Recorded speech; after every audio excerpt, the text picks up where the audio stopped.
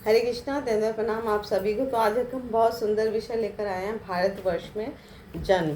तो भारतवर्ष में जिसको भी जन्म मिला है वो अति सौभाग्यशाली है ना। क्यों? इसकी व्याख्या, इसकी अनेक संस्तुति जो हमारे शास्त्रों में मिलती है, अनेक श्लोकों से इसका यशोगान किया है कि भारत भूमि में जन्म मिलना बहुत ही ज़्यादा दुर्लभ है, सुदुर्लभ है। तो भारतवर्ष में मिला एक छोटी अवधि का भी जीवन जो है ब्रह्मलोक के लाखों करोड़ों वर्ष के लंबे जीवन से भी बेहतर है, क्योंकि ब्रह्मलोक पहुंचकर भी मनुष्य जो है या व्यक्ति जो है, कोई भी जीवात्मा जन्म मरण के चक्र से वापस आना पड़ता है, मुक्त नहीं हो पाता। लेकिन अगर भारतवर्ष में मनुष्य शरीर मिला है, चाहे थोड़े समय के लिए मिला है, तो भक्ति करके वो शाश्वत लोक को प्राप्त होता है, आध्यात्मिक लोक को प्राप्त होता है, जहाँ से जन्म मृत्यु जरा व्याधि के चक्र से नहीं गुजरना पड़ता। वो पूर्णतः मुक्त हो जाता है भौतिक जगत के बंधन से, भौतिक है ना, इस आवागमन के चक्कर से वो पूर्णतः मुक्त हो जाता है जब वो भगवान के धाम चला जाता है। तो भारतवर्ष उच्च लोकों में से नहीं है, यहाँ पर जीवन की अवधि भी बहुत कम है। तो उच्च लोकों में बहुत पृथ्वी के हिसाब से बहुत लंबा जीवन है और बहुत सुख है। लेकिन भारत में रहने वाला है ना व्यक्ति भगवान की चरण कमलों में पूर्ण समर्पण द्वारा अपने छोटे से जीवन में भी परम पद को प्राप्त कर सकता है। तो एक तरह से ये आध्यात्मिक लोग जाने के लिए ये एयरपोर्ट है या प्लेटफॉर्म कह लो, जहाँ से गंतव्य जो है हम भगवान के धाम में जा सकते हैं। तो जहाँ भी है ना, जहाँ भी भगवान की सुंदर सेवा है, भगवान की भक्ति है, वो जगह जो है आध्यात्मिक हो जाती है, वैकुंठ के समान होती है, आध्यात्मिक है ना, गोलोक धाम होती है। तो लेकिन विशेषता भारतवर्ष में जो महान आचार्य हैं, महान व्यक्ति, महान भक्तों ने जन्म लिया और अपने जीवन का परम लक्ष्य प्राप्त किया। तो इस प्रकार वैकुंठ लोक में जो जाता है ना, भारत भूमि से या इस जन्म में भक्ति करके, तो वहाँ पर कोई भी, वैकुंठ का मतलब है कोई कुंठा नहीं है, कोई दुख नहीं है, कोई व्याधि नहीं है, कोई चिंता नहीं है, और न ही बार बार जन्म मृत्यु जरा व्याधि का वो चक्कर है। तो भगवान चैतन्य महाप्रभु भी बहुत सुंदर बताते हैं, भारत भूमि ते हईल मनुष्य जन्म यार, जन्म सार्थक करे कर परोपकार। तो भारत भूमि में जिसने भी जन्म लिया, जिसमें भी जन्म लिया, वो अपना जन्म भी सार्थक करे और दूसरों का भी हमें उपकार करना चाहिए, यानी स्वयं भी भक्ति करके अपना जीवन धन्य धन्य बनाए और इसका प्रचार प्रसार करके अन्य को भी लाभान्वित करे।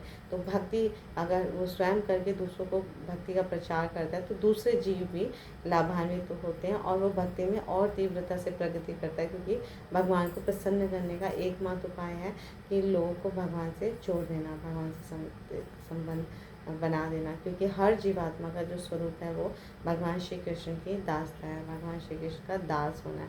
तो जिस मनुष्य ने भी भारत भूमि में जन्म लिया है, उसे यह पूर्ण अवसर प्राप्त है कि भगवद गीता में स्वयं भगवान श्री कृष्ण द्वारा दी गई शिक्षाओं का अध्ययन करे, फिर ये निर्णय ले कि उसे अपने मानव जीवन में क्या करना है, और वो कौन है उसे समझे कि मैं कौन हूँ, मैं ये शरीर हूँ, मैं ये आत्मा हूँ, मेरा संबंध किससे है, भगवान कौन है, मेरा भगवान से क्या संबंध है। ऐसे इन प्रश्नों का उत्तर ढूंढे प्रमाणिक गुरु साधु शास्त्रों के अनुसार।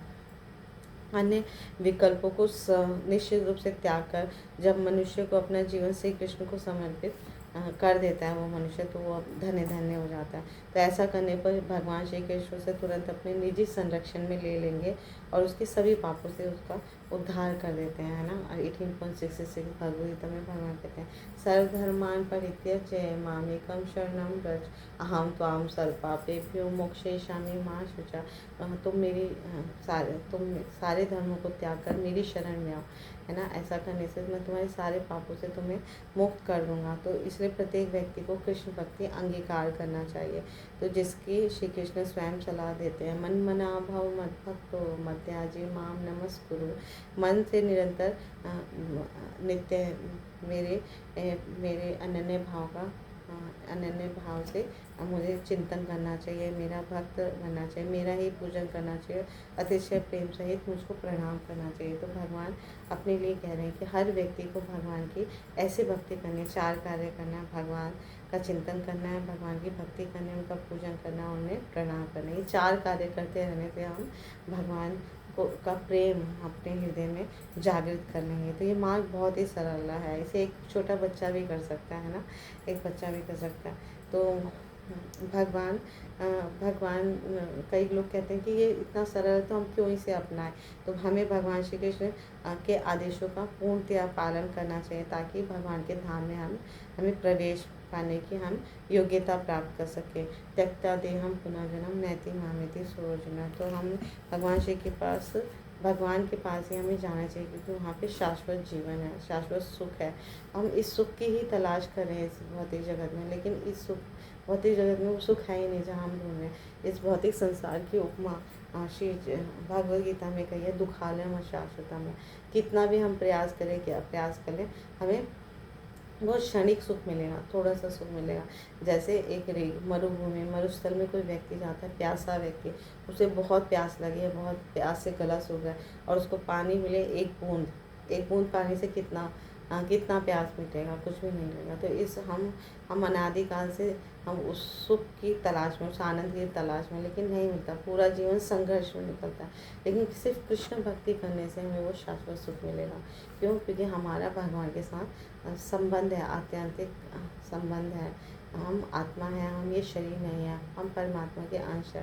तो जब जीवात्मा परमात्मा की अपने अंश की सेवा करेगी, तभी पूर्ण रूप से वो आनंदित होगी, आनंद में जीवन का भोग करेगी। तो भारतवर्ष के निवासियों को यह एक उत्तम अवसर प्रदान प्राप्त किया है उन्होंने।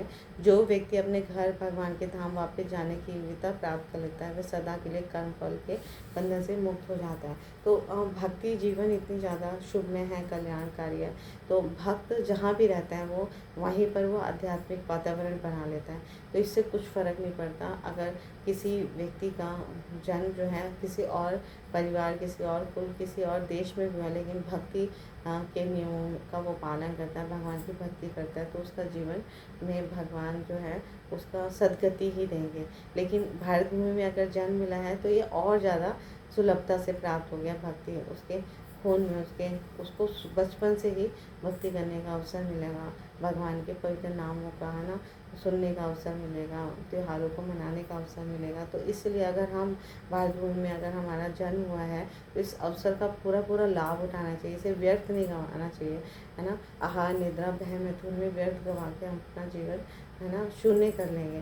तो अगर हम इस मनुष्य जीवन को धन्य बनाना है तो कृष्ण भक्ति को स्वीकार करना है, जिसमें कि एक बहुत बड़ा प्लस पॉइंट है कि हमने भारत भूमि में जन्म लिया है, क्योंकि भारत भूमि के जन्म की प्रशंसा भगवान करते हैं, प्रमाणिक शास्त्र करते हैं, प्रमाणिक गुरु करते हैं। तो इस जन्म को सार्थक बनाने के लिए स्वयं भक्ति करनी है और दूसरों को भी सिखाना है, दूसरों को भी उपकार करना है, तभी हम भगवान को प्रसन्न कर पाएंगे और अपने जीवन का परम लक्ष्य इस मनुष्य देह में प्राप्त कर पाएंगे। Thank you so much. Guru Maharaj की जय, श्री प्रभुपाद की जय। आप सब भक्त की जय।